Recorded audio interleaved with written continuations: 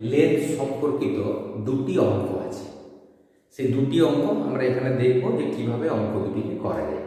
এখন প্রথম অঙ্কটি যেটা, সেটা হলো একটা বস্তু লেন্স থেকে 15 সেন্টিমিটার দূরে আছে, অর্থাৎ বস্তুর দূরত্ব 15 সেন্টিমিটার এবং এর প্রতিবিম্ব লেন্স থেকে 12 সেন্টিমিটার দূরে আছে, অর্থাৎ এর প্রতিবিম্বটি লেন্স থেকে 12 সেন্টিমিটার দূরে গঠিত হয়েছে, যেটাকে বলা হয় প্রতিবিম্বের দূরত্ব।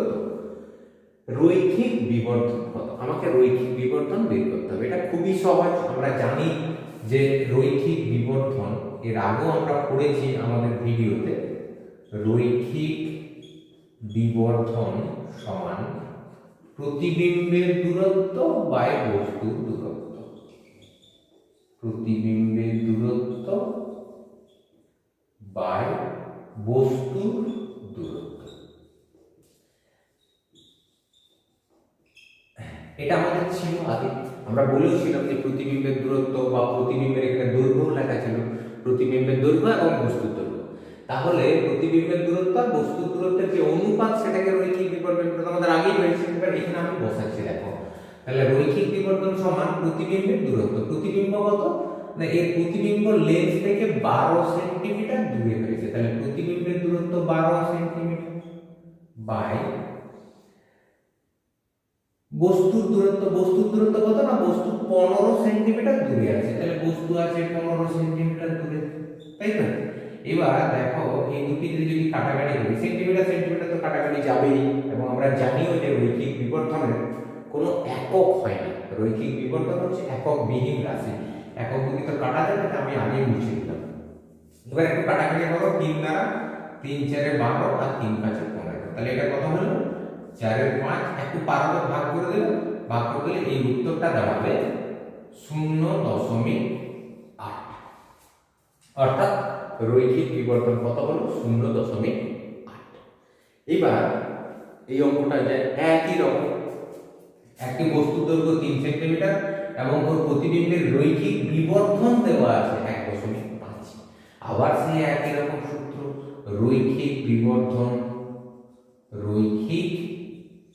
বিবর্ধন সমান।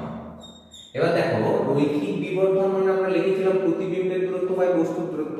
এখানে কিন্তু আমরা লিখব প্রতিবিম্বের দৈর্ঘ্য বাই বস্তুর দৈর্ঘ্য, কেননা এখানে দৈর্ঘ্য দেওয়া আছে, যেরকম থাকবে আমরা তো জানি রৈখিক বিবর্ধন মানে প্রতিবিম্বের দূরত্ব বাই বস্তুর দূরত্ব, অথবা প্রতিবিম্বের দৈর্ঘ্য বাই বস্তুর দৈর্ঘ্য। তাহলে এটা হলো প্রতিবিম্বের দৈর্ঘ্য বাই বস্তুর দৈর্ঘ্য। এবার দেখো, এই যে রৈখিক বিবর্ধন, দেখো রৈখিক বিবর্ধন দেওয়া আছে 1.5। তাহলে এখানে লিখলাম 1.5 সমান প্রতিবিম্বের দৈর্ঘ্য বাই বস্তুর দৈর্ঘ্য। প্রতিবিম্বের দৈর্ঘ্য কত? প্রতিবিম্বের দৈর্ঘ্যটি দেওয়া নেই, এটি দেওয়া নেই।